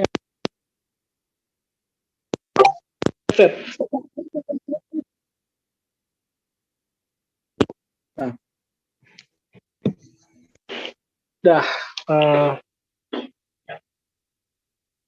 Jadi jawaban teman-teman semua itu benar semua ya. Pertama kita harus bedain dulu nih. Dulu itu di tahta Allah sana, kita sebutnya tahta Allah deh. Tahta Allah. di mana dunia belum dijadikan. Memang kerajaan Allah itu dalam bentuk pemerintahan. Pemerintahan Allah yang ada di sepanjang zaman. Jadi zaman dulu sebelum dunia dijadikan, zaman sekarang yang harusnya kita berdoa, doa Bapa kami, datanglah kerajaan-Mu. Kita meminta datang kerajaan Allah secara langsung, pemerintah, yang membuat kita nanti hidup dalam pemerintahan Allah. Nah, baru kerajaan Allah yang nanti, itu realisasinya, perwujudan dari kehendak Allah, kerajaan Allah dinyatakan. Jadi kekumpul finalnya, keluarga Allah itu di sono, kerajaan. Nah, itu jawaban yang pertama. Jawaban yang kedua, di mana ada kerajaan, di sini fokusnya menunjuk ke kerajaan fisik. Ada rajanya, ada masyarakatnya, dan ada menterinya, ibaratnya. Sistem kerajaan, makanya dibilang kerajaan Allah nanti. Bukan pengertian pertama tadi, pemerintahan Allah. Bukan dalam konteks itu, tapi yang kedua itu realisasi kerajaan Allah. Makanya namanya kerajaan Allah, bukannya daerah sorga, gitu. Kenapa ada kata kerajaan? Karena kerajaan itu ada namanya rajanya, ada masyarakatnya, dan ada pemerintahannya. Jadi raja memerintah lewat pemerintahnya, menteri-menterinya. Baru menterinya ini sosialisasikan ke masyarakat, gitu. Bagaimana menjalankan kerajaan Allah. Seperti Bapak Jokowi menghimbau menteri-menteri untuk bikin sesuatu ini. Dalam mengatasi COVID, itu waktu pas dulu, info, Dr. Terawan, untuk mengadakan berbagai macam. Nah, kayak gitu maksudnya. Jadi sini kita lihat, kerajaannya itu harus bentuk fisik. Karena Tuhan Yesus, pas saat dia naik ke sorga, dia berkata apa? Aku pergi untuk mempersiapkan tempat bagimu. Aku pergi untuk mempersiapkan tempat. Iya, tempat fisik. Karena realisasi kerajaan Allah itu harus berbentuk fisik. Jadi rajanya udah fisik, Tuhan Yesus itu bentuknya bisa dalam wujud fisik. Nah, orang-orangnya yang diperintah itu harus fisik, bukan roh. Jadi pas di sana, kita back to sebelum penciptaan, sebelum dunia dijadikan, rajanya udah bentuk fisik nih, Tuhan Yesus, Allah anak maksudnya. Tapi dia bisa memerintah malaikat sih, karena malaikat roh, tapi belum ada kerajaan secara utuh. Nah, jadi yang diminta di sini, kita harus menggenapi rencana Tuhan, adanya kerajaan yang fisik. Kita dibangkitkan nanti dalam bentuk fisik. Kita melihat raja kita bentuk fisik, dan kita semua nanti makan bersama. Di acara perkawinan. Maksudnya kita dipertunangkan dengan Kristus. Kita makan bersama. Maksudnya itu orang suci berhubungan dengan orang suci. Dengan kedekatan yang lebih intim. Perkawinannya seperti itu. Jadi, perwujudan kerajaan Allah itu harus fisik. Rajanya sudah fisik. Pemerintahnya juga fisik. Dan nanti orang yang diperintah ini juga harus fisik. Dan kita orang yang udah tahu kebenaran, kita udah dengar kebenaran yang murni, ditargetkan untuk menjadi anggota keluarga kerajaan Allah. Jadi kita sebagai menteri atau dari Tuhan Yesus, bawahannya itu kita, orang-orang yang mirip menjadi seperti Tuhan Yesus. Gitu. Baru yang di bawahnya lagi masyarakatnya siapa? Masyarakatnya itu orang-orang yang punya kelakuan yang baik secara moral. Gitu. Jadi nanti di sana kita jadi bahas sorga ya. Bentar deh. Jadi nanti di sana kedudukan kita yang tahu kebenaran lebih tinggi. Ya. Yang diberi banyak dituntut banyak. Ya. Kita diberi banyak kebenaran, dituntut harus sempurna, harus selalu menghadirkan kerajaan Allah dalam kehidupan sehari-hari. Maksudnya apa gampangnya? Mau diatur, mau dipimpin. Gitu. Tadi kita bicara soal mewujudkan kerajaan Allah di bumi. Nah, aplikasinya kita itu harus mau dipimpin. Jangan kita pakai kehendak kita sendiri untuk memimpin diri kita sendiri. Gitu. Nah, nanti di sana Allah Bapa tidak kelihatan, Yesus jadi rajanya. Pemerintahnya kita itu fisik adanya dan masyarakatnya itu berbentuk fisik. Gitu. Itu perwujudan dari kerajaan Allah secara lengkap, secara sempurna. Jadi final pada akhirnya kita nanti ke sono. Ya. Saya berharap dari kloter kita sekarang nih, Zoom ini jadi salah satu anggotanya. Ya. Bukan menjadi masyarakatnya, tapi menjadi pemerintah di kerajaan sorga. Karena sudah belajar sepikir seperasaan. Jadi diskusi kita nanti sama Tuhan Yesus, bagaimana untuk membangun langit baru, bumi baru ini supaya berkembang. Rajanya berinteraksi, ya, tukar pikiran dengan kita yang sepemahaman. Jadi nyambung, tukar pikirannya, ada hubungan. Ya. Jadi kita panitianya ibaratnya, pemerintahnya. Ya. Oke, sampai sini deh. Ya, makasih jawabannya keren-keren. Ya. Harusnya sikap kayak begini, pembahasan ini membuat kecintaan kita semakin kuat ya ke Tuhan. Bahwa aku mau menjadi anggota keluarga kerajaan Allah. Aku mau dipimpin oleh Allah. Aku tidak mau lagi dipimpin oleh keinginanku. Aku mau tunduk dalam firman Tuhan. Ada dalam pemerintahan Allah setiap hari. Sehingga kita bisa bersikap tepat. Oke, ada yang mau bertanya lagi?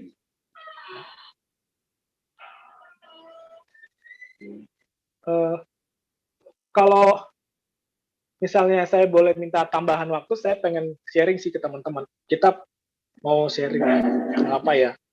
Nah, ini boleh satu-satu nih, teman-teman, kayak kemarin. Kita kan bahas keluarga nih. Nanti sama rata ya. Tolong jawabannya singkat, padat, dan jelas. Gantian. Kasihan teman-temannya ntar nggak dapat. Gitu. Nah, ini firman udah nih. Nah, sekarang sharing. Nah, dimulai dari mana ya? Ini deh, kita kan bahas keluarga nih, teman-teman. Ya.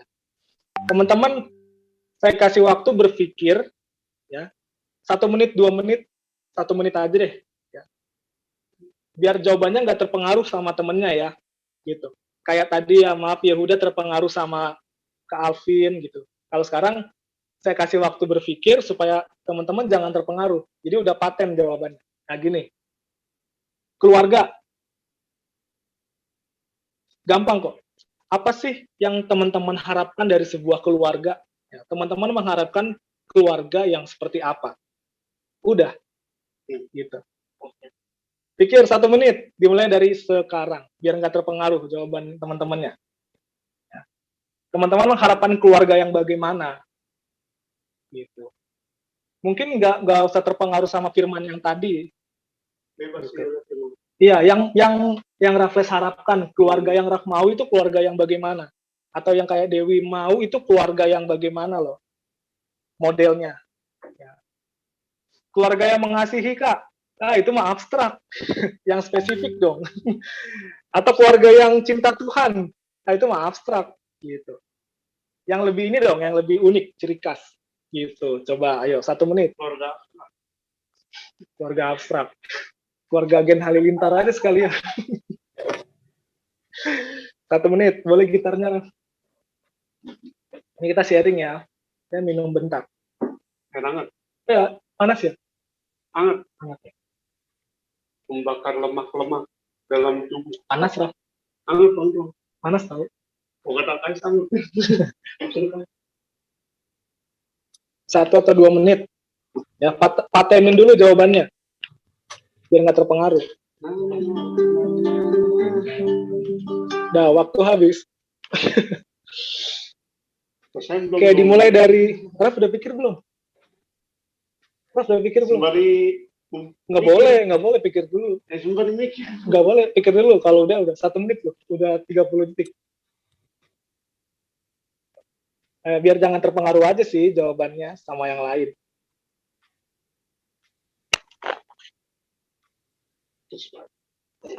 Nanti speak up aja. Nggak apa-apa tahu, kita ngobrol aja. Nggak usah pakai chat. Ntar ini ada waktunya kok. Ya, satu-satu biar semua kebagian nih. Bentaran doang. Tapi harus detail. Ya. Dimulai dari Kadosro. Bang Dosro, orang Batak soalnya. Bang Dosro, ya. Bang Dosro mengharapkan keluarga yang seperti apa? Gitu. Apa yang Bang Dosro idam-idamkan, keluarga yang model bagaimana? Oke, Bang. Skuy.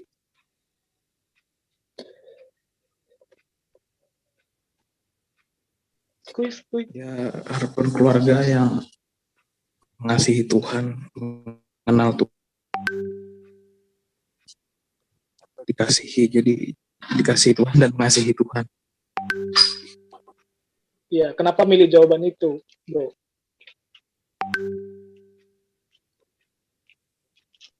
Itu lebih mencakup semua sih. Maksudnya kan tadi bilangnya singkat padat jelas. Oh iya. Pasti mau bertumbuh gitu lah. Ya kalaupun dibilang ya udah tadi ada konflik atau apa itu hal umum. Atau karena benturan kepribadian. Cuman kalau soal karakter kan ya kalau tujuannya sama maksudnya dengan cara yang berbeda kan there is some way, maksudnya banyak jalan menuju Roma gitu. Yang jelas tujuannya gitu sih. Benar. Mengharapkan keluarga yang punya karakter yang sama ya, seperti Tuhan Yesus. Jadi meminimalisir berantem, benturan kepribadian, walaupun kepribadiannya beda-beda. Gitu. Oke, thank you Bang Dos. Lanjut ke Jan. Keluarga model apa sih yang Jan harapkan? Keluarga inti atau keluarga atau Sun nanti keluarga yang Jan idam-idamkan nanti gitu. Atau yang diharapkan dari keluarga yang sekarang? Oke. Kalau lihat dari prosesnya ya, dari proses dulu waktu kecil sampai sekarang, memang yang terjadi adalah orientasi sebenarnya. Nah, jadi yang mau diharapkan dari keluarga yang saya harapkan gitu ya, harapannya adalah perubahan orientasi karena dan ini kepala keluarga. Karena saya nggak tahu ya Kak Randy, saya percaya perubahan itu memang dimulai dari perubahan radikal ya, itu dimulai dari kepala keluarga. Jadi mungkin saya sebagai cowok gitu ya, dalam budaya kita kan, dan memang udah dari sananya ya, laki-laki sebagai kepala keluarga gitu. Jadi adalah bagaimana keluarga tersebut berubah orientasi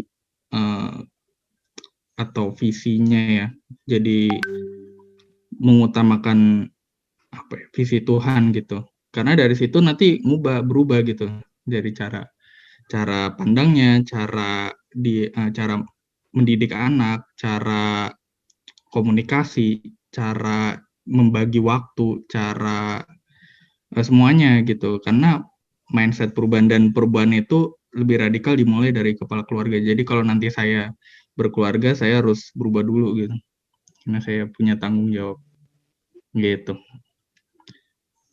Iya, betul. Suatu tujuan yang mulia. Ya, diharapkan ya, keluarga yang diharapkan dan keluarga yang berubah orientasinya, berubah arah ya, tujuan. Tapi dimulai dari kepala keluarga. Ya. Jadi begitu anggota keluarga meneladani kepala keluarga, pasti deh berubah. Secara otomatis gitu, karena mengikuti teladan. Oke, thank you Jan. Dan yang lain lanjut Josi Rait. Ini slide paling belakang ya dari HP. Ya Bang, kalau saya yang bertanggung jawab Bang. Ya, kenapa tuh? Ya, jadi kalau saya berpedoman pada hukum tabur tuai gitu kan. Tabur tuai itu terkait juga dengan tanggung jawab gitu Bang.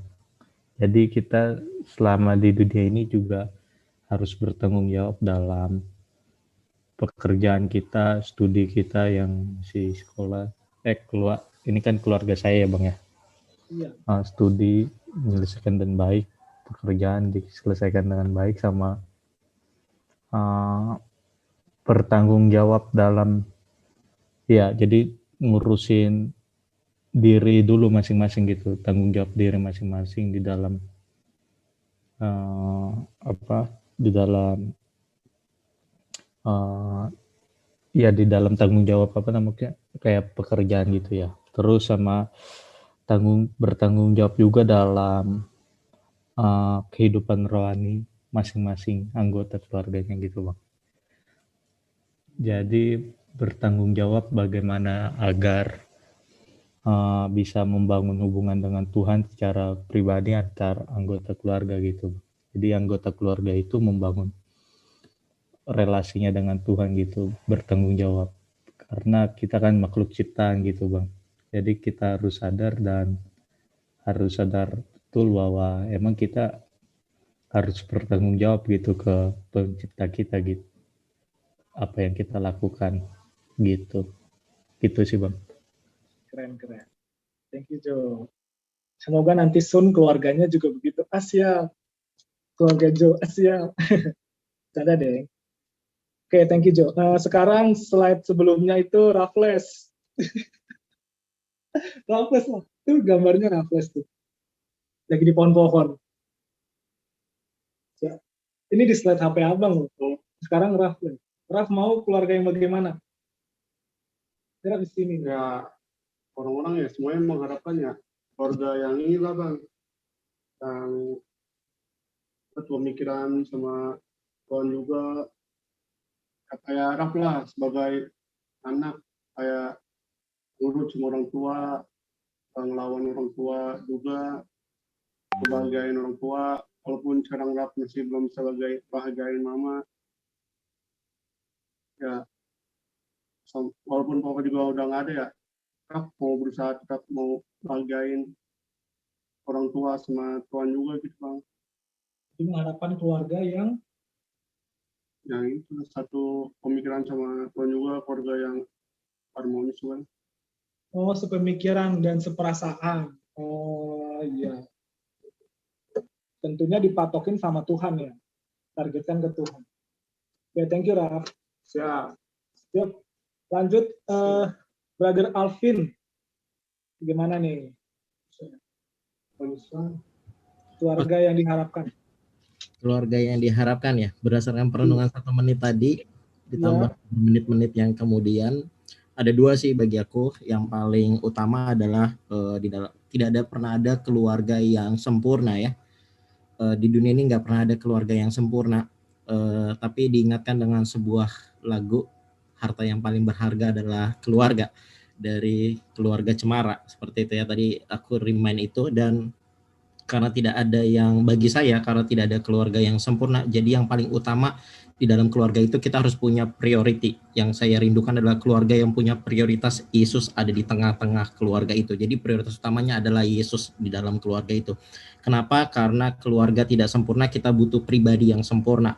The perfect one in our imperfect family. Jadi harus ada pribadi yang sempurna di tengah-tengah keluarga kita yang tidak sempurna. Nah, karena kita punya pribadi yang sempurna itu, yang kedua yang saya renungkan adalah di dalam keluarga itu harus menerima satu sama lain, baik kekurangan atau kelebihan. Tidak ada yang lebih, semuanya rata. Seorang bapak menganggap anaknya semuanya sama. Itulah sebabnya perumpamaan tentang anak yang sulung dan anak yang terhilang, anak yang bungsu, bapaknya itu menganggap sebenarnya semuanya sama. Jadi yang kakak berhak memiliki semua kekayaan bapaknya, tetapi yang adik berhak juga untuk diterima kembali di dalam keluarga yang kaya raya itu sendiri. Nah, catatan saya seperti itu. Jadi karena kita harus menerima satu sama lain di dalam keluarga itu. Saya punya anak-anak rohani juga, dan ketika saya terapin ini juga, saya belum berkeluarga dan akan berkeluarga di tahun ini, tapi saya belum berkeluarga, tetapi saya coba menerapkan ini kepada anak-anak rohani saya. Saya bilang ke mereka, setiap kita harus menerima seseorang atau orang lain tanpa melihat latar belakangnya. Karena ketika nanti kita menjadi bapak rohani, ketika Tuhan percayakan anak-anak rohani kepada kita, kita nggak boleh lihat latar belakang anak itu. Baik dia orang kaya, orang susah, baik dia punya latar belakang yang buruk, yang bengal, bahkan yang paling baik dan rohani sekalipun, kita juga harus samakan, harus terima. Dan itu menjadi satu bagian dalam keluarga rohani. Dan itu saya sedang lakukan dalam beberapa waktu ini. Selama saya punya anak-anak rohani, saya terapkan itu. Itu keluarga rohani yang kecil, dan kita terapkan juga di dalam keluarga rohani yang keluarga jasmani dengan menerima satu sama lain. Keluarga itu penting. sebagai penutup, bagi saya keluarga itu penting karena sejak kejadian Tuhan menciptakan satu lembaga pertama di dunia, yaitu keluarga di Taman Eden. Hawa, Adam, dan di situ ada pribadi Yesus. Mengingatkan kita di dalam kitab Pengkhotbah ya, 1 itu bisa dialahkan, 2 bisa bertahan, tetapi 3 tidak dapat dikalahkan. 3 siapa? Karena ada satu pribadi yang sempurna tadi, Yesus tadi di tengah-tengah keluarga yang tidak sempurna tadi. Seperti itu dari aku. Thank you. Oke, brother. Thank you, brother. Tadi karena brother matiin kamera terus nyalain lagi jadi pindah slide-nya. Ini sekarang lanjut ke Noel. Noel bagaimana? Itu tadi sebelum setelah Alvin. Noel di sini. Yuk.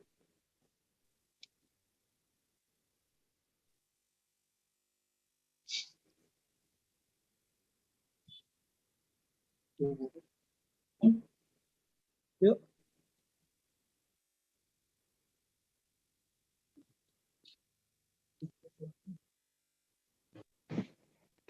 Bagaimana, Wel?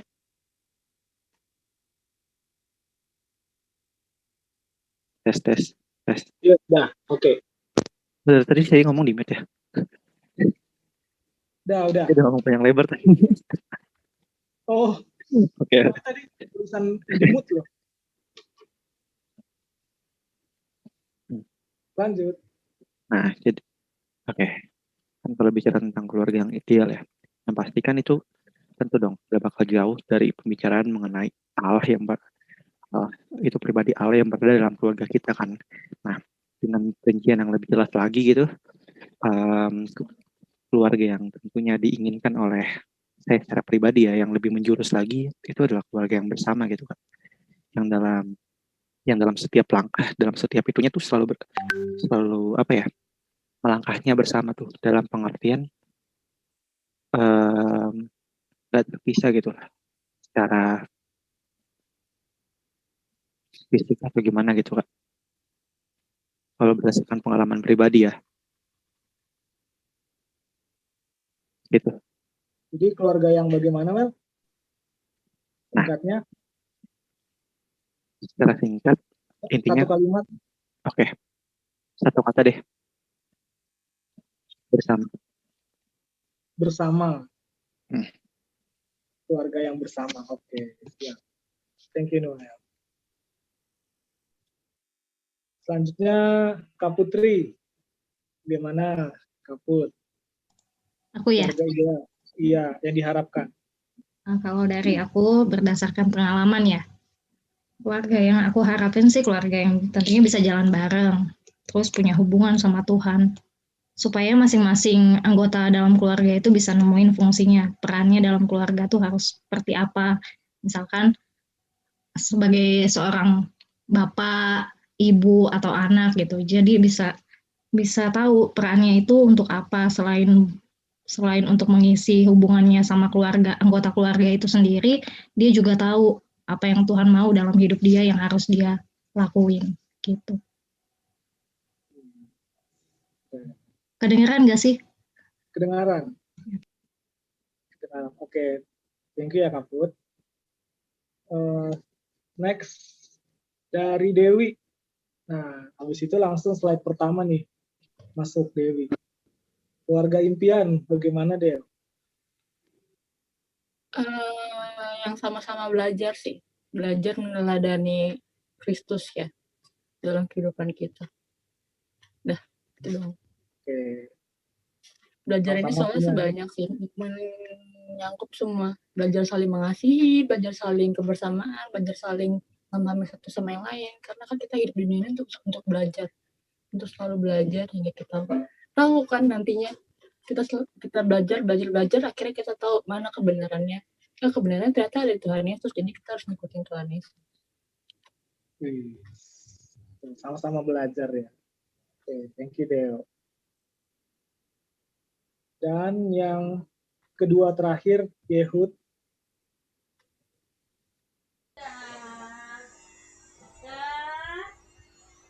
Bagaimana Yehud?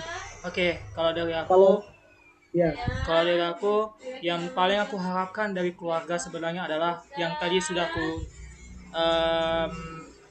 tulis di chat, yaitu Oh, nggak apa-apa. yang aku sudah tulis di chat yaitu Kalau bisa Sehati dan ditulis nggak Unity. apa-apa. Sehati dan Unity, Kak. Kenapa? Karena pada dasarnya keluarga seringkali dirundung oleh masalah ataupun setiap kejadian yang mungkin ditimpa masalah lah atau kejadian yang gak enak itu dan sebagainya. Tapi kalau kita sehati dan unity bersama-sama untuk apa? Untuk mengenal Tuhan, untuk memecahkan masalah dan sebagainya. Gue yakin sih pasti terjadi sebuah keharmonisan dalam melodi. Keharmonisan dalam melodi itu apa? Artinya setiap ritme dari masing-masing keluarga, aku nggak sebut keluarga, orang tua, keharmonisan dalam hubungan orang tua dan anak, atau mungkin buat yang udah nikah nanti menantu dengan mertua dengan menantu, itu bisa terjadi keharmonisan gitu. Itu paling aku harapkan banget. So juga sekali lagi aku mau bilang, ini yang aku harapkan banget, Sehati dan Unity. Dan buat Calvin, mau ke gereja kita sehati ya kak ya. Calvin, mau ke gereja kita sehati mengelukaskan amanat agung. Nah itu paling penting juga dalam itu diterapkan setiap keluarga juga. Sehati dan Unity untuk bisa jalan bersama, untuk bisa memecahkan masalah itu dengan kepala dingin, dan yang paling utama finishing the Great Commission, menyelesaikan amanat agung. Itu benar-benar aku rindukan dan benar-benar aku harapkan. Thank you. Sekali lagi salam integritas. Ya. Dan kalau jawab, yang udah terekam di alam bawah sadar ya, gak terpengaruh sama kebenaran firman ya. Kalau itu terpengaruh ya puji Tuhan. Tapi kalau yang terekam di alam bawah sadar saya pribadi, saya mengharapkan keluarga yang mendengar. Gitu. Banyak manusia itu gak bisa menangkap kebutuhan sesamanya. Dia gak tahu apa yang dibutuhkan orang lain, ya. Karena itu membuat hubungan jadi renggang. Untuk itu, kalau terekam di alam bawah sadar nih, saya mengharapkan keluarga yang mendengar. Mendengar itu udah termasuk empati dan simpati. Jadi pas relasi tahu kebutuhan keluarganya gitu. Kalau ada butuh bantuan, dia bukan kasih solusi tapi kasih telinga untuk didengar, untuk mendengar maksudnya. Tuh. Karena banyak yang nggak kayak begitu gitu. Mungkin jadi pengalaman pribadi juga ya, banyak yang nggak tahu apa yang saya butuhkan gitu. Saya udah tahu kebenaran ya, Randy udah tahu kebenaran, karena itu jadi mesti untuk jadi penangkap kebutuhan jadinya. Ada maksud di balik maksud seseorang sebenarnya. Jadi bisa memahami kalau anggota keluarga bersikap aneh, saya udah langsung tangkep nih, langsung loncat 2 langkah. Oh ternyata misalkan abang bisa temperamental kayak gitu, oh karena kayak gini. Dia butuh orang untuk mendengar. Salah satunya kayak begitu. Jadi menangkap kebutuhan itu penting. Supaya kita bisa empati, lalu bisa simpati. Lebih berprioritas kepada itu sih, kepekaan menangkap kebutuhan. Itu yang terekam di alam bawah sadar. Gitu teman-teman. Ada yang belum gak ya? Udah semua deh. Udah ya. Yahud yang teman yang agak gemuk tadi itu mana? Dia nggak ikut kak, soalnya sinyalnya ada sedikit bermasalah sinyalnya, jadi dia yang namanya Kak Agus itu dia nggak bisa ikut dulu kak. Ya udah, ntar kasih rekamannya paling ya. Siap. Nanti aku kasih rekamannya kok abis ini. Atau Yehud suruh minta dia bertanya kayak tadi itu. Ntar Yehud kasih jawabannya. Oh, Oke. Keluarga ideal. Atau enggak tulis pertanyaan di chat aja, nanti aku kopas ke WhatsApp web. Enggak, yang tadi aja deh, yang Karen ditanyain ke Yehuda, keluarga Iya. yang diharapkan. Takut Itu doang sih. ya, takutnya lupa tulisannya, soalnya kan kakak kan ngomong langsung. Oh, harapan keluarga bagi lu apa sih? Keluarga yang lu harapkan itu yang bagaimana sih gitu? Oke. Gitu aja. Oke, teman-teman, terima kasih ya. Kita sekarang nyanyi yuk. Kalau ada yang gak kita nyanyi.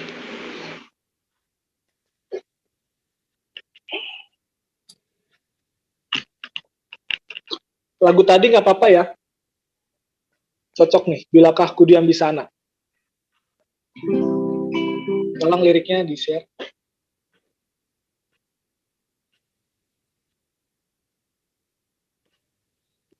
Bilakah ku diam di sana.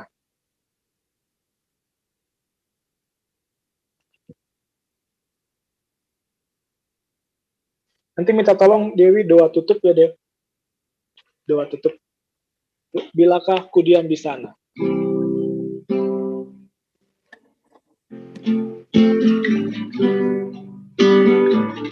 Dengan sikap berdoa,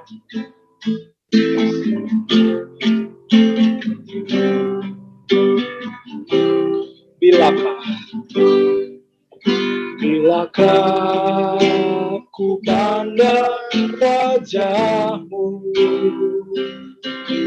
di dalam kemuliaan Bapa surgawi. Rinduku hausku akan dirimu. Bilakah ku di sana selamanya.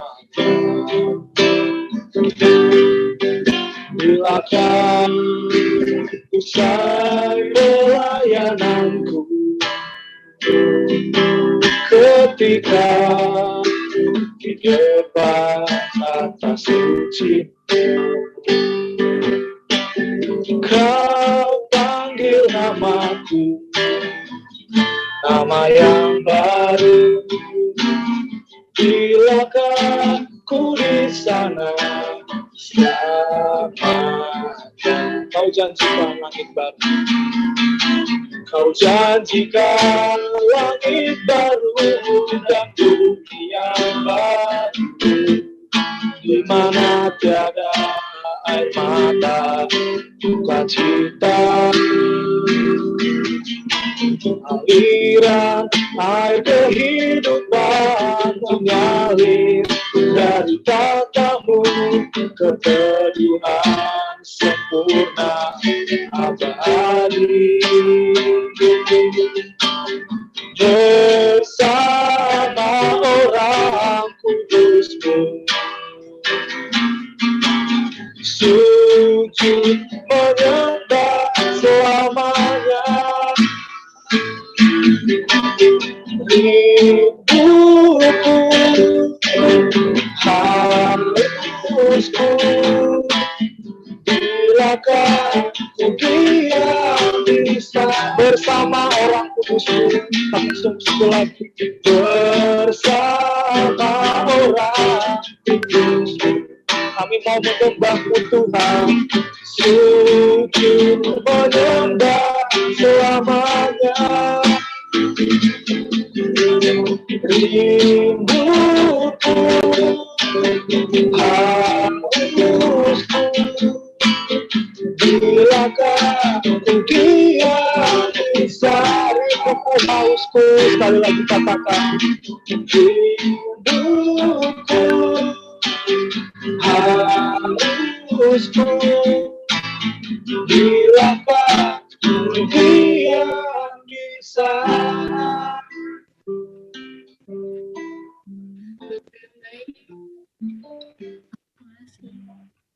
Terima kasih Bapak atas kasih setiamu kepada kami ya Bapak. Ya Tuhan, pada malam hari ini mendengar Tuhan firman-Mu ya Bapak. Ya Tuhan, kiranya Engkau setiap kami untuk menjadi pribadi yang lebih baik ya Tuhan. menjadi contoh ya Tuhan bagi setiap kami ya Bapak, menjadi terang ya Tuhan dalam kehidupan kami ya Bapak, supaya kami bisa meladani ya Tuhan pribadi yang seperti Engkau, bisa menjadi teladan bagi keluarga kami. Berkati orang tua kami, anak kami kasihi ya Tuhan. Teman-teman kami ya Tuhan, yang mungkin saat ini tidak bisa ikut ya Tuhan karena mereka sedang sakit. Engkau pulihkan ya Bapak. Begitu dengan kami ya Bapak, setiap pekerjaan kami, setiap studi kami ya Bapak. Engkau yang berkati, Engkau yang pelihara setiap kami ya Tuhan. Terima kasih Bapak, terima kasih. Kiranya kami semua Tuhan bisa menjadi bagian ya Tuhan nanti di kerjaan di sana. Terima kasih. Hanya dalam nama Tuhan Yesus Kristus kami sudah berdoa dan bersyukur. Haleluya, amin. Amin. Terima kasih Del buat doanya. Terima kasih buat teman-teman yang udah datang. Semoga firman yang disampaikan bisa perlahan mengubah teman-teman. Seperti biasa, hari Kamis besok kita doa pagi. Ya, kalau bisa datang, bisa join nggak apa-apa. Jumat kita doa malam. Baru Sabtu ada kegiatan lagi. Jadi kita kalau misalnya itu Senin sama Rabu, teman-teman. Senin sama Rabu. Dan itu temanya beda-beda. Dan tetap pasti ada diskusinya, ada pengulangannya juga, dan ini ada rekamannya juga. Ya. Tetap jaga kesehatan jasmani rohani ya teman-teman. Oke, terima kasih teman-teman. Tuhan Yesus berkati. Terima kasih buat Jan, Bang Dos, Jo, Noel, Kak Putri, Dewi, Yehud, dan Bro Alvin. Thank Oke, you sehat-sehat juga ya. Kak Randy dan teman-teman semua. Thank you Kak, Tuhan berkati semua. God bless. Bless. Dah. Usap. Feedback, Kak.